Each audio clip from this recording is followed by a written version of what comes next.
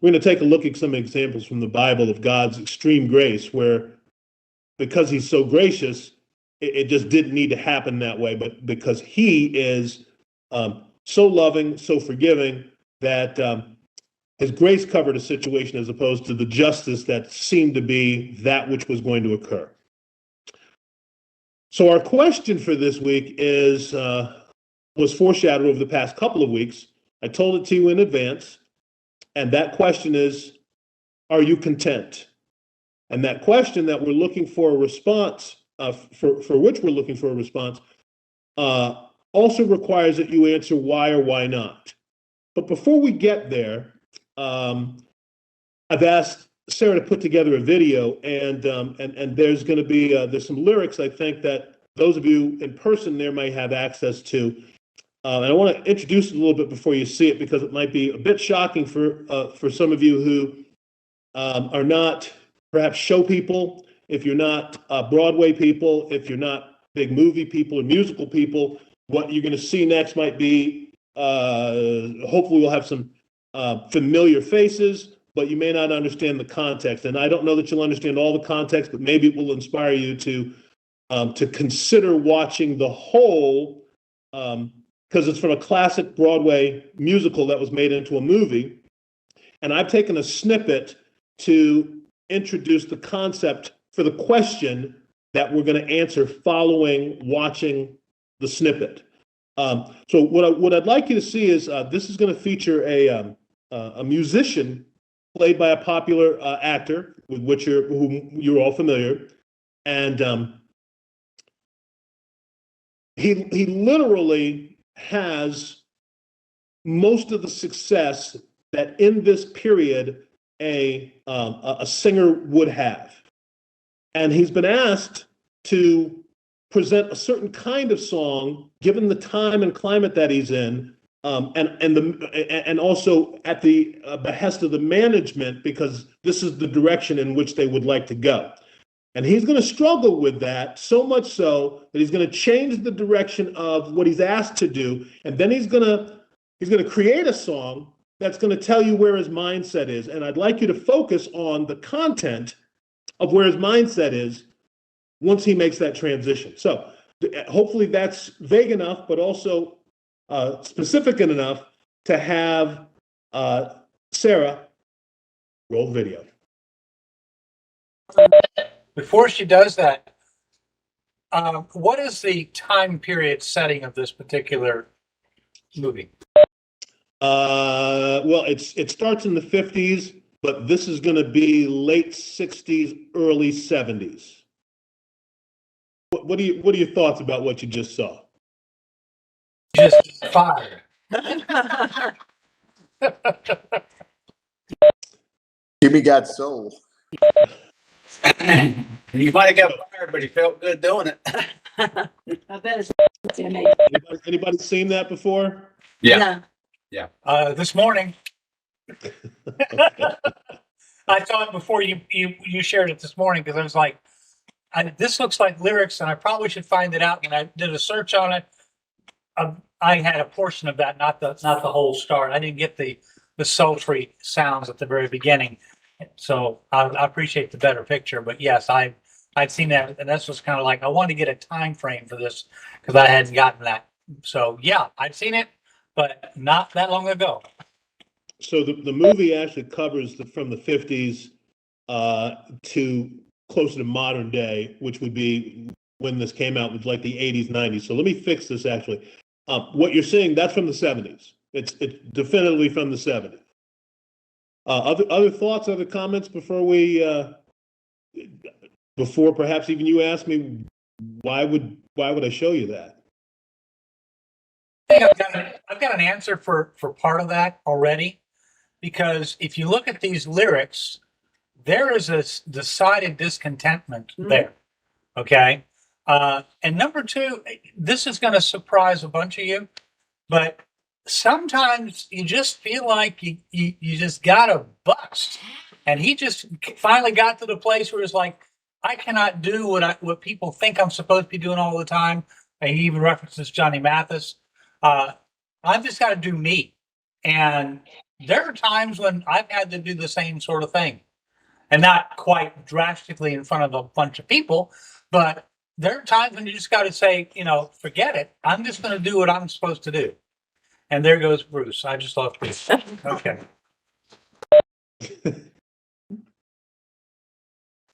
Bruce now has an image in his head. I don't think we'll ever see Gene with that much rhythm ever in his life. Sorry.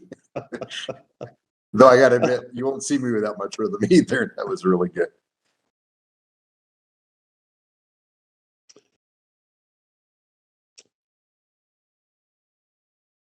So Brother Gene suggests that the character played by Eddie Murphy here of Jimmy Early is not a content character. Why not? Why wouldn't you think that? Well, his lyrics say he wants more, right? Mhm. I mean, Okay. he's got clothes, he's got money, he's got a good credit, he's got a car, a swimming pool. But guess what? I want more. I want a rib, I want a steak, I want a piece of chocolate cake, and Yeah. a raise, right? Does he want a piece of cake, or particularly A chocolate cake. I think he's using go ahead, Gene? I think he's using chocolate cake as a euphemism because he wants some particular woman. And Well, that might be the case, but and take a look, if you will. There should be a possessive pronoun before chocolate cake. Your chocolate. Ah, okay. So he doesn't just want chocolate cake. He wants somebody else's. your chocolate cake. So when you survey the lyrics, the content of his song, when you survey those lyrics, now, and I'm not asking you about Jesus right now. What, from an acquisition standpoint, what does he not have? Happiness. contentment. Okay. Well, one's conditional, one shouldn't be conditional. Why doesn't he have those?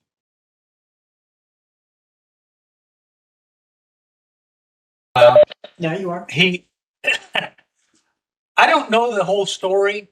I can only go by what I've just seen. But it seems to me like he has been steered or driven or treated like a commodity, and it's not ended up where he wanted it to be.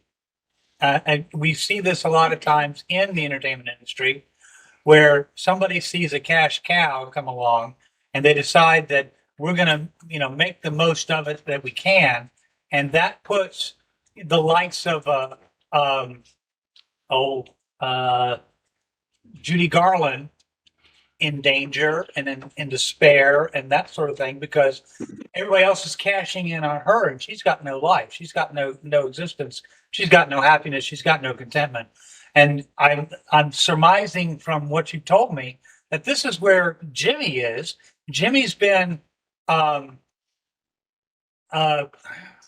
monetized and taken advantage of, and he's just decided he's had enough. Okay. Other thoughts about that?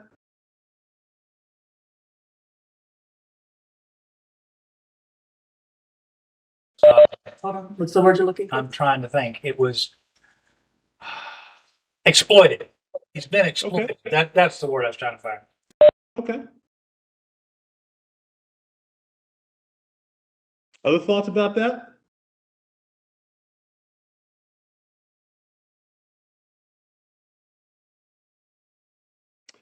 So Gene suggests that whatever it is that's going on that might be labeled in some ways exploitation has led to the point where Jimmy Early has got he's bursting here.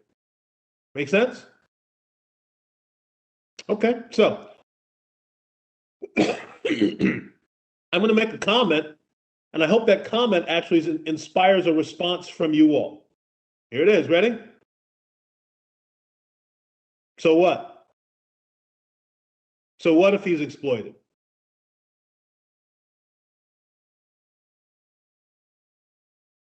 Is that a question from a former exploiter or a former exploitee?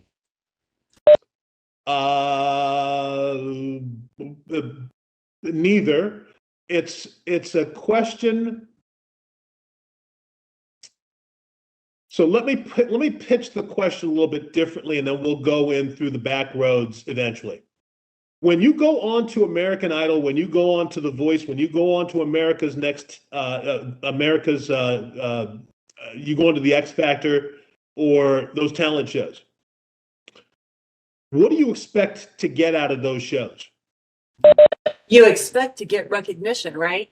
And you Right. expect, right? And you expect to win the show to get Right. a contract, right? Right? Yeah. But your ultimate goal is, well, there you go. Nate's got the money going back here behind me. But it's to get noticed and to get Yeah. the money because Yeah. you feel like you deserve it. So you feel like you should go Yeah. on these shows because you're that talented and you need the world to know it. That's right. So, Hold on. Okay, go ahead, Jared. At the beginning, when you go on these shows or you sign that record deal or whatever, you're so eager to get that deal that you're selling your soul to the devil and you lose all control. That's been the history of the music business. People have been exploited, and it takes them a whole career to get to Jimmy's point to where they say, ain't going to do it no more. But isn't it all in the way that you react to how you're being quote unquote exploited, right? Because you can be exploited and use it in a good way, and you can be exploited and just totally sell your soul, Yep. right? So I think it's when you go back to the so what, why, so what, right? That was your question as a so what. Right. So, okay, being exploited may or may not be a good thing, may or may not be a bad thing. It depends on what you are actually exploiting. And I don't know if that makes any sense, but that's kind of where I'm thinking that, you can do it for the wrong reasons, but you can also then use it to express the right things. I don't know if I'm saying it. I don't know if I'm expressing it the right way, but that's my thought. I don't know that it can be said any better, Sarah, in this environment where this is the discussion and how we arrived at this point.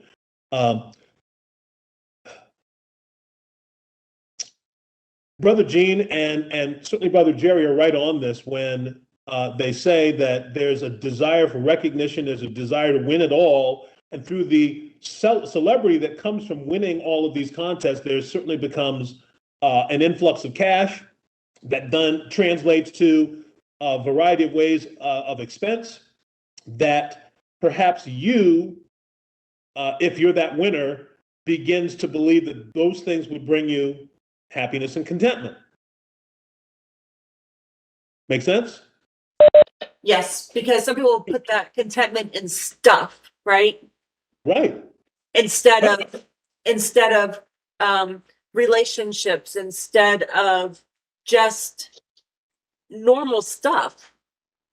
Well, there's a factor here that Jimmy, I think, has one other thing going on that we don't see in this particular clip, is his life is not his own. He is driven by other people to do other things, to be other places, to get them cash in their pocket as well. And he just has gotten to the busting point. He's saying, no, you guys like the sad songs? I'm done. I need to be happy. I need to enjoy myself. And so he busts out and quite literally busts out, starts enjoying himself. And if you hear the crowd, they're starting to enjoy it too. But it's not part of the plan. It's not part of the track that they've got him on. And I say that literally, they've got him on. It may not necessarily be what he mapped out ahead of time when he did his America's Got Talent or Star Search or whatever it was at the time. Okay, so if you're going to go down that road, Brother Gene, why doesn't he just quit? If you listen to the content of his song, it would seem, at least to me, and maybe I'm wrong, he doesn't need any more. It sounded like to me it was nothing new under the sun. He let them lead him down the merry path, but he went willingly for a while because of the homes, the fame, the money. And then he realized that's not who I am, and I can't deny who I am anymore, even if it means losing all this stuff.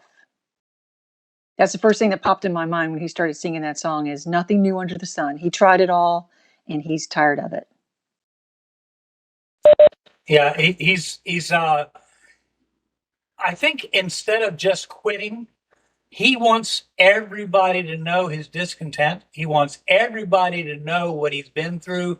He wants everybody to know, and the lyrics actually, I think, bear this out.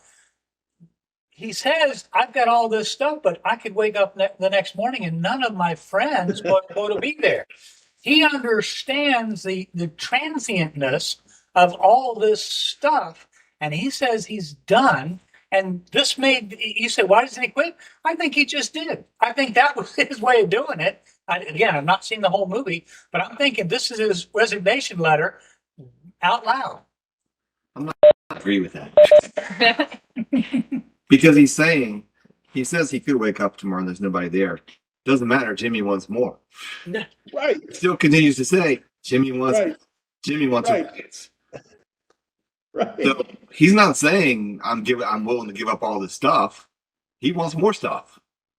He I wants to think what keep he's what he saying has and is get more. I want more stuff, but I want it doing it my way instead of somebody else's way. So I don't think he's swearing off the stuff. But he's also making a statement about the direction he's been going and his not liking it. Yeah, but I think it's more along the lines of because he says I want to take back my sound. Yeah. So he's been forced down a path that's not his own. He likes the stuff. He wants more stuff, but he wants it to be his own sound as opposed to somebody else's directing. I said corrected. He's been on a leash all his life. He wants that leash and collar gone. He wants control. Mm-hmm. And that's really kind of where I was headed in the first place was he's been pulled along, driven along, whipped, if you will, into a certain direction, and he doesn't care to do that anymore. And he's letting everybody know that he's busting out. Okay.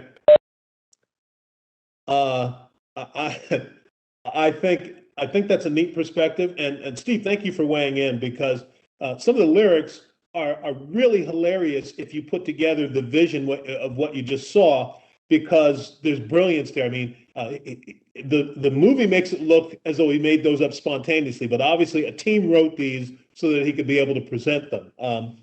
And it's just a brilliant song because he basically is telling you he has so much to the point where if everybody's gone tomorrow, he's got the capacity in life where that potential exists, and he still wants more. And certainly some of the more involves control of his own life. But you know what? Let me throw out a couple of other thoughts for you. I could have gone down a route to be able to help our discussion today. I could have gone to probably at least the first four kids, if not maybe Charlie in Willy Wonka, or Charlie in the Chocolate Factory. I could have used those guys, but I didn't want to do Johnny Depp, and I didn't want to take us back to the great Gene Wilder because I could have just watched Your Imagination all day because I love that song, and that would be a decent foray into this discussion. But I think that this one gives us a little bit more legs because sometimes when you see kids, it's easy to distance ourselves from, we're not like that because we're no longer kids. This is a big old adult who not only may be more senior than some of us on this communication today, but he's acquired a lot of the things that many of us are aspiring to acquire. And his mindset is, I've got everything, but I want more. And one of the words that comes out, which I'm glad that that Gene, that you've penned today is exploitation. So I mentioned I could have picked Willy Wonka or Charlie and the Chocolate Factory, but I might also suggest for those of us that are still working, some of you, if not all of you, are being exploited by your employers. They're exploiting your talents, your skills, and your knowledge, right? Is that where you're going with that? That's right. So what? What's wrong with that? I mean, they're using That's right. the talents, right, to, well, in the case of like the company that I have, to put surplus in, right? To be able to take care of customers with claims, as well as still stay positive, not go in the black, right? Or not go in the red. Yeah. Right. Right. Let me give you another scenario there too. Thank you, Sarah, for jumping right on that. Let's say that you join a company, and folks, this is hypothetical, but this still is on the table, that potentially, if you're employed by companies, you're being exploited. That's a potential hypothesis that I'm throwing out for you. But let me add some more color to that. Let's say that you join a company and the company gives you, they're going to pay you $120,000 a year. And let's just hypothetically say that it's Mr. Musk, it's Elon Musk, it's a Mark Zuckerberg, somebody like that, who hires you for one of the distinctive talents that you have.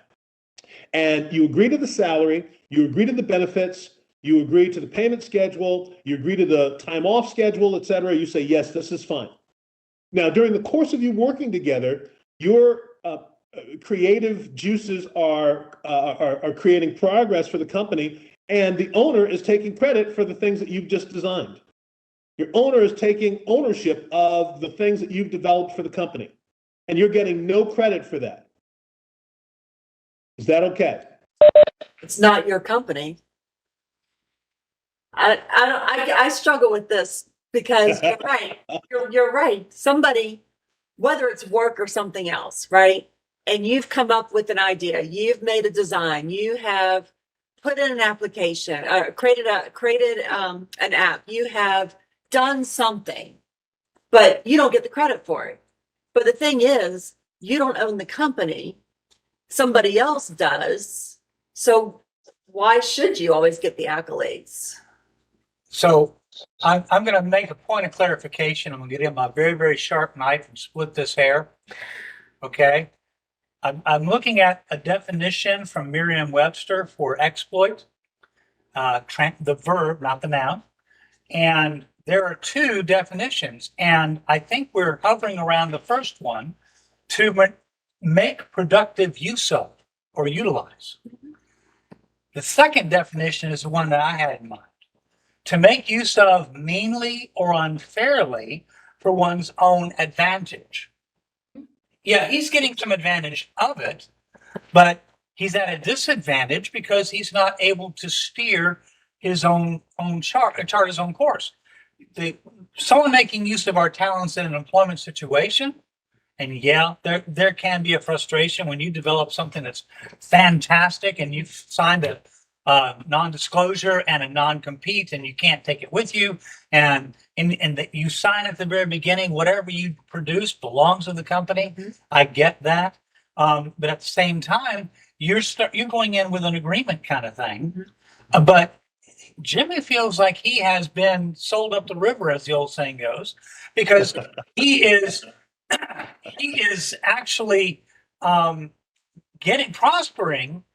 But he's also, and I hate to use this term at this point, but he's basically getting his spirit starved because he's being forced to sing or have a sound that is not really what he wants to do anymore. I think I can tie these two things together in my mind, because when you started talking about developing something that your owner takes the credit for, I worked for a company there in Richmond for about 4.5 years that wrote banking software. And I mean, everything I wrote was theirs. Everything I did was theirs. Every technology I came up with theirs. And I never remember seeing the owner of the company stand in front of our clients and bring all of the developers out you know, and tell them how great we were. He would say it in a general sense, but he took credit for all of that stuff. But I think kind of down the same path, and I didn't read the lyrics, so I didn't have them, and I don't even know the background of the story, but I think what we see so often in the entertainment industry and sports, as I saw Jamie Foxx, I was reminded of that great scene in Any Given Sunday where he's running the football and they're playing Use Me in the background. You know, he was definitely being exploited, you know, and in sports, lots of times they give him a cortisone shot and put him back out on the field, you know. But I think at the end of the day, what ties all that together is lots of times, especially when you're early in a career or, you know, you're making your way up, when you're working for somebody else, they're taking all the risk.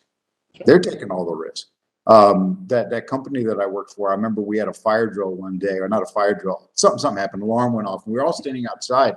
And the guy that owned our company drove a really nice Mercedes. Most of us were driving Hondas and Chevys and Fords. And somebody made note of that. And I looked at him and I said, "You're not here when he's here on Saturday and Sunday. You're not here when he's trying to make payroll. You're not here when he's doing everything he can do to keep the company afloat. You just get your paycheck." So, I mean, I think a lot of people like on Star Search and American Idol and America's Got Talent and all that, they take those contracts and they're getting tons of money. They're getting all kinds of acclaim and accolades and really taking none of the risk. And so the only way that you can chart your own course is if you're willing to take all the risk upon yourself. So, I mean, that's my 2 cents. I don't know if that's where you're heading, but that's always my thought. As we were talking about, we'll call it the positive definition of exploit. Number one, I'm listening to Sarah because I'm identifying we have a similarity in the type of work that we do. I'm kind of going, well, I actually kind of exploit my employer in return. I'm getting paid and I have and I've said it before, I love my job. I enjoy what I do. It comes in fits and starts, but so I'm getting to the place where I may feel like I'm kind of exploiting them too. I don't think meanly or unfairly, but I'm actually, you know, we've actually had this discussion, my boss and I. He knows and that I have, shall we say, discretionary time on the clock. But he and I have agreed that there are two benefits that they get, the company gets from that. Number one, they get from me a pretty quick response when folks have a need. And number two, when the need is there, they have an expertise that they're able to bring to bear. Okay. But yeah, I spend a lot of leisure time picking up the sticks and bringing them around and talking to people, even though I'm on the clock, quote unquote. So the point I'm making is, while Sarah was talking about feeling like we might be exploited, the company could feel like they're being exploited too because we're getting a paycheck and maybe not working as hard as the folks at the warehouse or the folks at the printing press or whatever.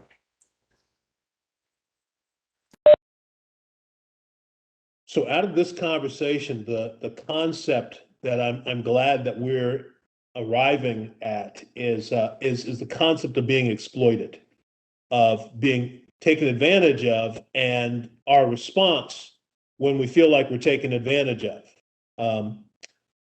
And our focus is this gentleman in the video who, yes, has been and is continuing to be exploited by a music company. But the result of his being exploited is the lyrics of his song, which is in terms of material goods, in terms of acquisition, in terms of probably the goals that he set for himself as a person, as a professional musician. It would seem the content of his song suggests that he's achieved and acquired all those. Does that make sense? Is that a fair estimate? Well, if his goal is money and fame and stuff, then yes, right? Okay. Well, sure. I don't know. Sometimes if you ask a musician who is starting out or who's endeavoring upon, or an artist, if you ask them in the beginning of their career what they're aspiring to, they want to be recognized. That's true because that everybody has that goal, right? They want to be As recognized as an artist. yes. Yeah. But then when they start acquiring all of the benefits of said being noticed, right? They Yes. those and they want to continue those. They still want to continue to reach people, especially if you're a singer and you want to write lyrics that mean something, right? But they also they still like this. Everybody still likes the stuff too. They like the tangible items as well. My big question through all of this, okay, you want more, you want more. How much is enough? Yeah. It's Correct. Howard Hughes. Yeah. What do you, what is this driven you to? If you've lost all peace and contentment to all this, what's the point? Nothing's going to make you happy. Agreed. And I think that that's such a wonderful point, Jerry, because if the clip here intrigues you, I would tell you that if you like, number one, musicals, if you can handle a different genre of music, because this is kind of a tongue-in-cheek look at Motown. It's a tongue-in-cheek look at Motown and its beginnings. So if you like Stevie Wonder, if you like Lionel Richie, who's really not a part of this, but if you like those guys, I can't remember. I usually have them in the forefront of my head. Berry Gordy, etc. This is kind of an expose about Motown, and then especially the exploitation of the Supremes and how that all created this huge monolith that was Motown. But if you have an interest and you go back and watch this and you like the players, because Beyonce's in this. Jamie Foxx is in this. Eddie Murphy should have probably gotten an Oscar for the role here.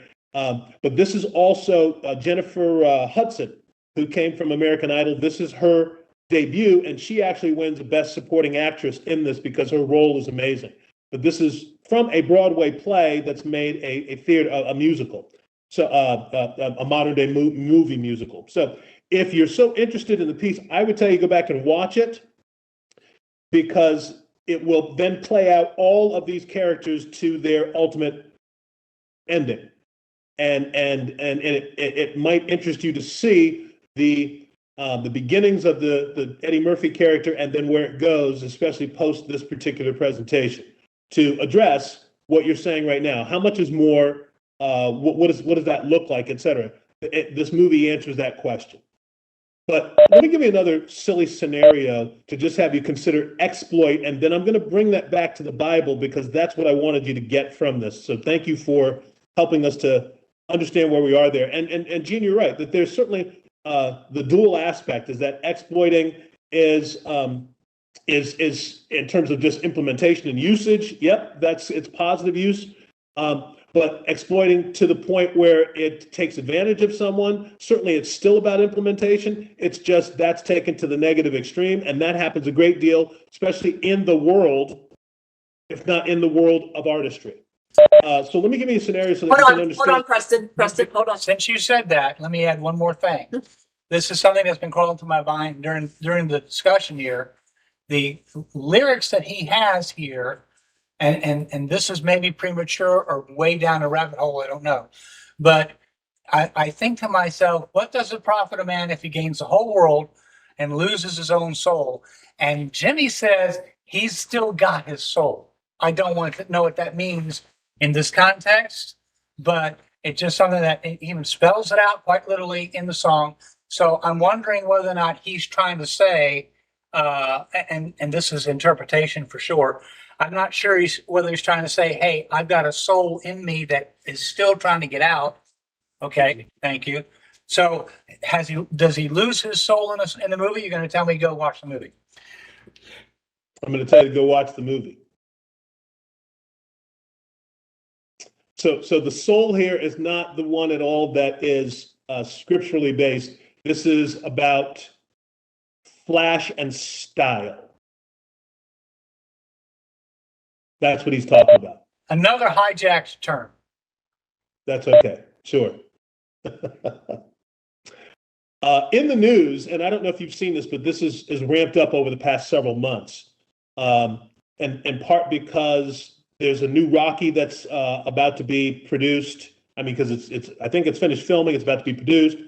There potentially is a spinoff based on the Drago character, and then Sylvester Stallone is starring in a new aging superhero movie that's going to make its way onto the rosters in the next couple of months or so. And in this right now, Sylvester Stallone is very, very outspoken, and he's spoken out very much about the rights to his character Rocky, which he doesn't own. And those are owned by a guy named Irwin Winkler. So if you're familiar with shows from the 70s, or like one of my favorite movies from the 70s was called Fantastic Voyage, he produced that. He produced a lot of those kinds of shows, and was a mogul during that time. And so that was the time when a young, unknown Sylvester Stallone brought a movie idea to a movie studio rep, and the movie studio rep saw promise in the ideal and offered enough of a contract and enough recompense to a young Sylvester Stallone that he said, sure, take this and do what you want to do with it. And 50 years later, what we see is that the Rocky ideal has become a franchise. It's a cornerstone. It is a money maker. And Sylvester Stallone, looking at that, sees a lost legacy for his family, even though potentially he'll always be known and recognized for this creation, but he has no ownership in it. And that lends itself back to the question that I asked before, which was, he signed a contract.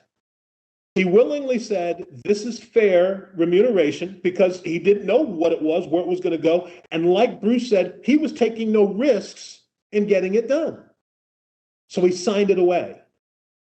And so, unfortunately, the ownership is no longer his, even though creatively, it was, he birthed it, but he no longer owns it. Should he be okay with that? You know, I can really kind of feel for Stallone here, because it's one of those things where you sign it, sure, you get your remuneration, and you're happy to go on down the road and do whatever the next thing is. But as you look back at it, hindsight is always better than 2020. He goes, if I had known then what I know now, I would have done it differently, but you don't. I don't know what 50 years is going to be like down the line, if I'm going to be here. I hope so. That'll be hopefully old and decrepit to me, but still, we don't know what's coming. So he needs to, in personal opinion, Sylvester, Sly, you need to be content, because you made your decision then. It is what it is. And no one, I can't imagine anybody basically separating Rocky and Sylvester Stallone. Because as you said, while it has become they've done the same thing with Star Trek. These various permutations of Star Trek shows exploiting the name, and it almost bears no resemblance to the original series. So when you don't know what is lying down the road, and I don't know anybody that does, except God, then you have to be content and leave it in his hands. Just not easy. Okay. So on a Sunday morning with a church group crowd, most people nod their heads in agreement. Does that feel fair? I looked it up. Stallone's worth $400 million. Stallone not only made a fortune off of Rocky, but because of the entree into that he became an international star. That led to Rambo. That led to The Expendables. He's been in tons and tons of other movies. I mean, how many movies has Stallone been in? I've watched a lot of them. I love the guy. But yeah, and I also looked it up, and the Rocky franchise is worth $4 billion. That's why he wants it. I mean, he's accessed 10% of the worth. But the reality is, back in 1976, a guy like him, I mean, if you go back and you watch the first Rocky movie, that guy is not exactly marquee looking in any shape, form, or fashion. I mean, he just not. He was never going to have a chance in Hollywood. He might have gotten some indie movie done, and he made $36,000, and he's done. Winkler had the skill and the ability as a producer to get it made and get it on the TV screen, or get it on the movie screen, and then TV, and the rest, as they say, is history. He's done very, very well. He's done a mansion out here in Kona, as a matter of fact. And so, is it fair? He's worth $400 million. I'd say he's done well. I mean, right, the same issue has gone on with music for years, that these struggling musicians sell the rights to their songs, and then they're mad because they're being used in lemonade commercials. It's like, you became famous and wealthy because of that. You signed a contract at a point, you did the best you could. Move on. Rocky want more. Rocky want more. Rocky want more. Not everybody can be an Orson Welles. When he wrote the contract out and signed the contract for, I could be wrong about this, I think the title of the movie was Citizen Kane. He wrote in the contract that it could not be digitized, it could not be colorized, it could not be changed from its black and white format ever. Here was a forward-looking man. And not everybody can look forward like he can or did. And Stallone, we don't know the future. We don't know what it's going to be like. So because we can't project that, we really can't. What is fair? I mean, what is the definition of fair? Today, it's when I think I've got enough. That's fair. That's not a real good definition. Okay, so let's take a good look in some ways at a definition that is fair. 2 Corinthians 12, 7 through 10. To keep me from becoming conceited because of these surpassingly great revelations, there was given me a thorn in my flesh, a messenger of Satan to torment me. 3 times I pleaded with the Lord to take it away from me, but he said to me, my grace is sufficient for you, for my power is made perfect in weakness. Therefore, I will boast all the more gladly about my weaknesses, so that Christ's power may rest on me. That is why, for Christ's sake, I delight in weakness, says, in insults, in hardships, in persecutions, and difficulties. For when I am weak, then I am strong.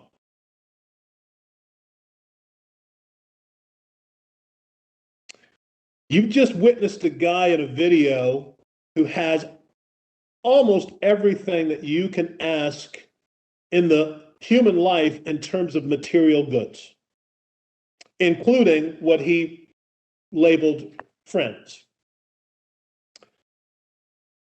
And rightly so, the song in many ways lends itself to the exploitation that he feels, maybe the persecution that he feels, the hardship that he's certainly experiencing, which is why he changes course mid-song.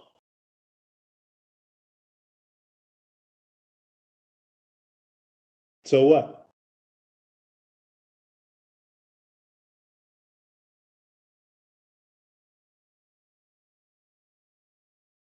So we're watching a guy, not in a God-honoring sense, in a career-motivated sense, in a job with, if a young version of him could see his current status without the song and the frustration, a young version of him would feel like, I've seen the future and I've seen that we've achieved. I see that we've accomplished, and I'm absolutely pleased to go down that road. But the guy that is in this video feels exploited, feels that his life is at such an impasse of sorts, he needs to go in a different direction because he's not okay handling the hardship. He's not okay handling this situation where he's talking about the soul he's got to aspire to, because the opposite of that is a kind of weakness. He doesn't want that. He's not okay with potentially the insults that are being directed toward him because of this different type of music that he's being asked to sing. So if a celebrated figure who has almost everything that we in some ways maybe not admit because we're in church today, almost all the things that we aspire to, and he's struggling, how much more so do you think that we struggle with the concept of being delighted in weakness, being delighted in insults, being delighted in hardship, being delighted in persecution, be delighted in difficulties?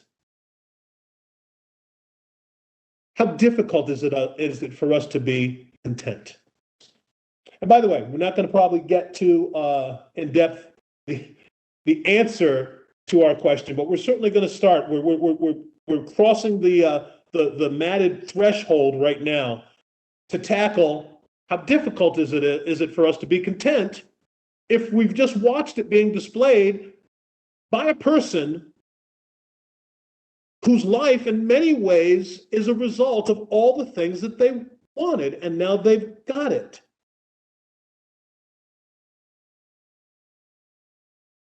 That takes me back to Diane's referring to Solomon. He just attained and accumulated and accomplished and came to there's nothing new under the sun, and none of it satisfied. And maybe there's a perhaps an inappropriate synonym. Contentment versus satisfaction. We're not. Jerry mentioned, just a little bit more. That's Howard Hughes. How much is enough? A little bit more. Was it Hughes or Rockefeller? One of the two. Rockefeller. Okay, Bruce is trying to remember. Anyway, so it's satisfaction. Are we satisfied? Are we content? Are we? You've got a translation that says in verse 10, therefore, I'm going to read my translation. Therefore, I am. Sorry. Hi, what was that? It was Jerry. Jerry. Sorry. Boy, the technology linked together here. Verse 10 in the New American Standard reads, therefore, I am well content in weaknesses and with insults, with distresses, and he's well content. Okay, I'll confess, I in the light of those things, I'm not sure I can proclaim well contentment. I am pretty content in the world I have right now, but in that world, I'm not sure I could jump up and say I'm well content. So kudos to Paul. It's almost human nature to always want more, right? And in order to be content with your circumstances, you have to learn to accept it. And that, I think, is the hard part that we have, because, a lot of times we do want to compare ourselves to the neighbors and go, wow, look at what they have, right? And you have to kind of retrain your brain to go, but look at what I have. Look at what God has given me, right? So they have something different than me. Okay. But you have to be, it's almost like it's a relearning of human nature, because we always want something different. And my kids will tell you I'm a techno geek. My husband will tell you I'm a techno geek. I like to have the newest stuff sometimes. Be quiet, Steve. Say anything. I may have mouthed something. I know. I could sense it behind me. But we have to learn it. It's a learned thing sometimes to be content with our circumstances, and that's a hard thing to do. What I think is funny is I'm imagining this performance going on, And I picture that there's somebody sitting in the audience and they're going, I paid, this show was advertised as being a certain way. And I was going to hear a certain type of music. And I paid $60 for this show, coming with the expectation to hear a certain type of music. And Jimmy's got this, and Jimmy's got that, and I don't have any of that. But I did have $60 that I paid to see that show. And that's not what I came to hear. Yeah. Jimmy got 60 more bucks. Yeah, Jimmy's got $60 more. But no, Well, he's producers have $60 more. But in society right now, that's the big push on everything is I want what you've got. Why shouldn't I have, give me half of what you've got. Why shouldn't I have that? And I didn't do a thing to earn it. Wow, that's like some politics right now going on. Well, I think that let's not go into the arena of entitlement today, which is a lot of what the millennials and the Gen X guys are going through, which is there are things I think I should have, like a house, but I can't afford it because my student loan bills are just way too crazy. So this where we are with Paul and where we are with Jimmy Early and Eddie Murphy's character here is not from the standpoint of someone who can't afford. And I like what Sarah says when she talks about being a technophile. And let me join into the bullfight with this a little bit. So this may help to put some perspective, because I understand where Sarah is right now. Years ago, my pal who you've met, Ernie, or who you've seen, Ernie, we used to, especially getting out of school, we used to play one-upsman. And the funny thing about his last name is Jones. So the big joke later came is that I was always keeping up with the Joneses, if not superseding the Joneses. So Ernie was a big technophile, and I was a big technophile, and so we always had to have the newest and the latest. So whether it was who had a cell phone first, who had the best pager, and I know I'm dating, but I'm giving you some years in this, a little like the Jimmy Early character, who had the best portable music. And I would almost mention that W word, and then I realized that some of us on this call don't know what that W word is that used to be our portable music. So I'm not going to mention that. I can see Chris remembers that, and I know Bruce had some because Bruce sold them. I'm not going to mention that. When it came time to talk about your component stereos, who had the best speakers, who had the best receiver, who had the best turntable? Was it Onkyo? Was it Audio Technica? So anytime one of us got a thing, the other person had to call them up, if not write a letter, sorry, this is pretty old, and say, this is what I now possess. And so there was a volley like that for years and years and years. And then perhaps several years back, I realized I don't have the time to want to involve myself with the newest thing, since I actually just got a newer thing just a little while ago. And I realized I'd accumulated so much stuff that I had enough to sell. And I started selling on eBay. I just had acquired so much stuff. And that's kind of, at least in that regard, where I am in life right now, is I like Sarah, I like sometimes there's the newest electronic thing and I have to have it. But number one, it has to be something I can afford. So if I can't afford it, then I'm not going to sit around and try to acquire it. But sometimes I get obsessed about it because it looks like it's something I should have and I should know how to play with it. But hopefully these days, it's maybe just the one thing. But I'm also getting it not to show off to my friend or my friends. I'm getting it because I think it's going to satisfy my Jimmy want more. But if I don't get it, I'm actually okay if I don't get it. because at this point in my life, the acquisition of goods, the one more best thing, the Jimmy Want More concept doesn't go very far, especially because in this lifetime, at this point, I look at my life almost like a Jimmy Early situation where I've got enough to just give away. In fact, in the processes of us downsizing right now, that's exactly what we're doing is giving away. We've given away, if not thrown away, stuff because the Jimmy Want More doesn't create the kind of a life where contentment and satisfaction is where you rest. You're always looking for that, and it's the next thing that's always going to provide that, and it never does.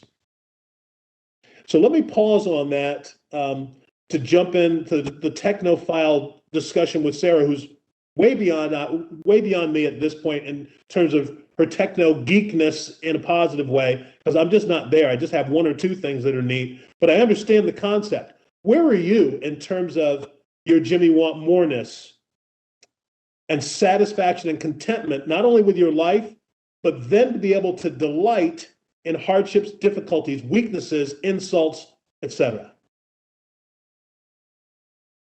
I've already answered part of that. I'm content, but I can't get where Paul is in verse 10. Because that well contentment for all of those, from our perspective, unpleasant things, I can't get there. I need to give a bit of a disclaimer when it comes to, if this is a word, techno geekness. I have a philosophy that the better geek is the one that can do more with less. That's just my philosophy. So you talk about downsizing, making smaller, more portable, less technology go farther is where I am. And so I'm a techno geek too, from way, way, way before you guys, you and Ernie were battling it. I started in the late 70s, and that's enough. So.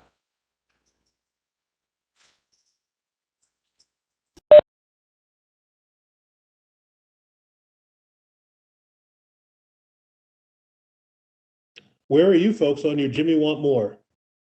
The Jimmy Want More scale? I can tell you I'm probably less there now. I mean, I like to go out and get stuff, but I don't just go out and buy stuff anymore. You know what I mean?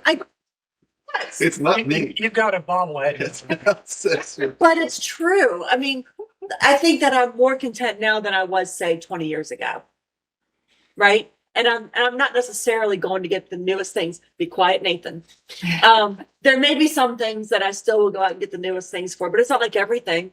And I don't just have something to go buy it. I try to say, okay, now if I'm going to go get it, it's because I really need it, right? To do whatever I need to do. It's not because I want it. So I'd say I'm more content now than I was, regardless of what clown over here says.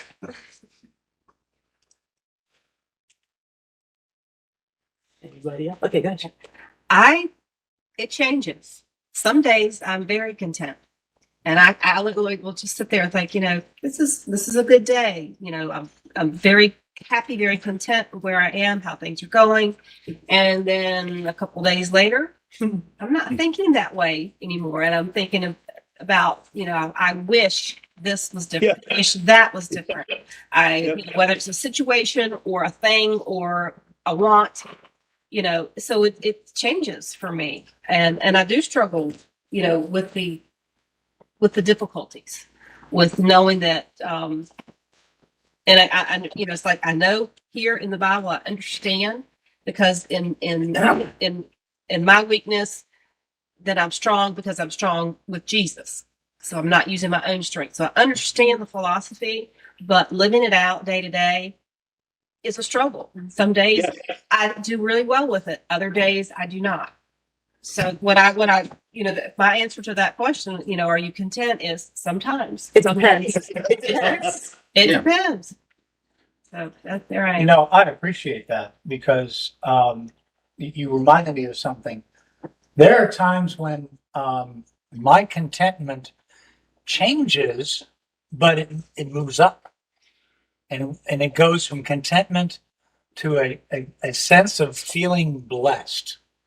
It's just, I mean, that you talk about sitting and just everything's really cool. I'm feeling really blessed, but at the same time, you've also reminded me that when these difficulties come into our lives, I'm too selfish, and I'm not thinking of the good of the gospel and the good of God's kingdom. I'm thinking of what entitlement we talked about, what I think I really ought to have. And when the difficulties come, I don't say, why not? Because this may increase God's kingdom. This may be furthering the gospel. I don't get there sometimes. Sometimes I do, and that's a rare shining moment. But those are the two things that I can say that I do have. It does change. I'm sitting there or driving in the car or truck or whatever, and it's like, wow. Just all of a sudden feeling a sense of God's presence and blessing upon me. And then when the adversity comes, And then you get on Broad Street. then again, Broad Street or Stables Mill. But then there's also, I need to get to the place where I can see the adversity, the frustrations, the insults, whatever Paul lists in verse 10, and find myself less thinking about me, and because that's what we do. We get insulted, we get our hackles up. It's not about us. It's about God. And I need to get to that place.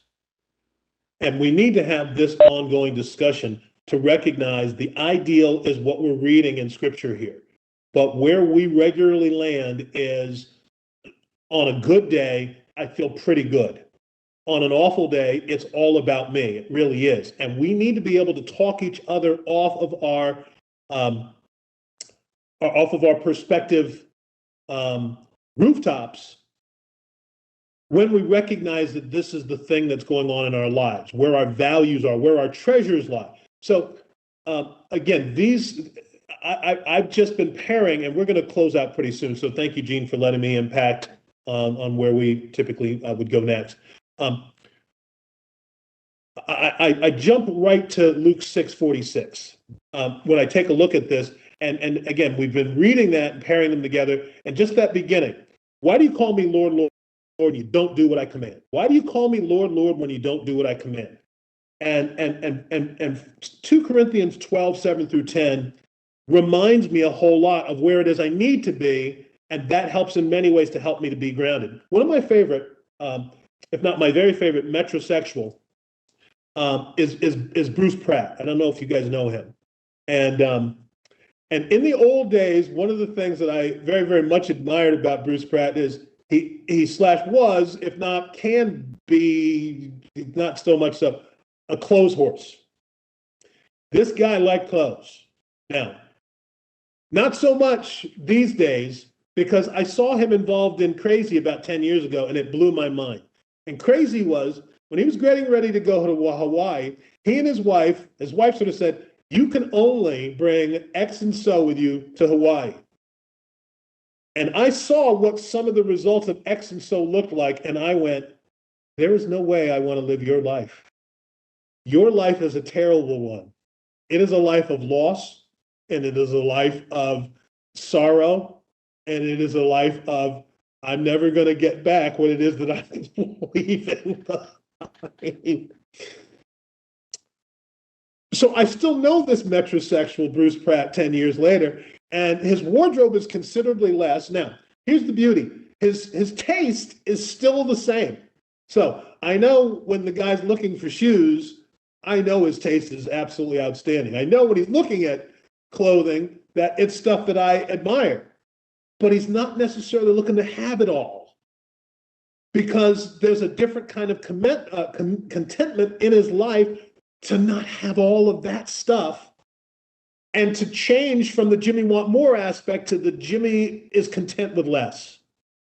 And maybe that's the beginnings of how we get ourselves closer to this contentment mindset, by the way, which we're still going to open up with next week. So I'm done with that, unless we've got some commentary or even some pushback by some of the metrosexuals on our call right now.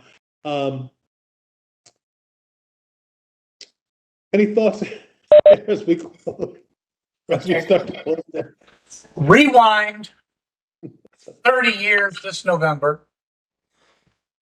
I recall hearing from that same individual an instruction he got from his new bride that only thing he could bring into her house, because she owned her own home at the time, was his clothes and Zoe, his cat. And now I'm hearing that maybe she wasn't entirely informed as to what it meant when she said his clothes. That's all I'm going to say. She burned most of those too. So, because my sartorial splendor occurred after my marriage, for what it's worth. Right. Hey, thanks for taking me back to that, Preston. You guys maybe know the movie Family Man with Nicolas Cage, where he gets to go back and see the life he should have had, and he had all the beautiful clothes in the closet of his beautiful penthouse, and then he's transported to this very blue collar life, and he walks into the closet and sees all the flannel shirts and all that, and he's just mortified. And sometimes I do that these days, because I exchange the beautiful suits and the ties and the suspenders and the shoes for cargo shorts and flip flops. So yeah, I'm reminded of that from time to time. But Gene, the guy that said just a little bit more was J. Paul Getty, who was the richest man in the world at one point. Preston, thank you for what you said. Materially, I am satisfied. I feel like Gene does, that I am greatly blessed. Matter of fact, we have been, and I don't say this in a prideful way, but moving to Hawaii, the Lord has blessed us financially here. It's kind of crazy how that works, because we came to a place that's super expensive, and I grouse about that. But I find as I get older that I am like Sherry, that my contentment waxes and wanes based on circumstance. I was sitting on the bench next to my pond the other day, just kind of grousing to God a bit about, where my discontent comes is when I, as a pastor, lots of times where I can't get people to do what I want them to do. I'll just be honest with you. That's it. It's like you people. I never said that about you guys, by the way. But that'd be confession later. It was an interesting place though, as I sat there on the bench and I was just kind of grumbling to God about some stuff. He took me a way different place. And I'm actually going to preach on it this morning. He took me to Philippians 1:6. And just the realization that God is faithful to take me, what he started, he will finish. And there's going to be a bunch of people that gum the works up on the way. There's going to be a lot of circumstances and situations, but he's still in charge of all this. And I have been allowing myself to be distracted a great deal. And so that was his answer to me. And I'm going to share it with the fellowship today. It's like, you know what? There's going to be a lot of detours along the way. There's going to be a lot of times that you're going to be challenged. But the reality is that he's the one that's supposed to be guiding this path. And so that was a great comfort to me, by the way. And I did kind of have to say, Lord, forgive me for the times that it's all about me in that regard. Remember that he said that when we get into the next hour. Folks, this kind of honest exchange, this kind of honest discourse, this is the kind of stuff that needs to be the conversation of church people. When we're not lifting up how great Jesus is and how mighty and how wonderful he is, and that his spirit is here for us, and that Yahweh God is a great creator, we need to be about the hits and misses, helping people to recognize that there's a challenge to choosing Jesus. And we don't get it right away because a lot of us aren't willing to be instantaneously and then continuously transformed. We're just not. I want more. I'm in charge. Jimmy want more. Jimmy want more. Jimmy want more. Sometimes that's minute to minute, if not day to day, week to week. That honesty can help us become more attractive to people. And so when Diane is talking about sometimes us turning off people and then leaving the church, folks, the church is not the building, right? And so we're going to have mannerisms and behaviors and stuff that turn people off anyway. The idea is kind of to go where Brother Bruce just went, is that I'm confident in this very thing, that he who began a good work, he will complete it till the day of Jesus Christ. And that's a tough cookie to swallow sometimes, but that's what we need to be about, is that we can be in position to say, this is what honors God and this is what doesn't. If folks know who Jesus is, then Jesus is going to be the author and finisher of their faith as well. And I know that that's a tough pill to swallow, but we'll continue to talk. Next week, folks, we're going to open up again with the question for real. Are you content? Why or why not? Right? And then I'm also going to ask you, if you can, to share with us what our guiding principle is in terms of a statement. So please be prepared to say what we're doing. Who are we? Somebody would ask you the question. Who are we? I want you to be able to share. Any other last thoughts? Thanks, Chris, for joining us. Gene, you're on fire in that chair. Sarah, I love when you're all revved up. It's great. I'm sorry we're missing you in person. Diane, thanks for being nearby. Other thoughts?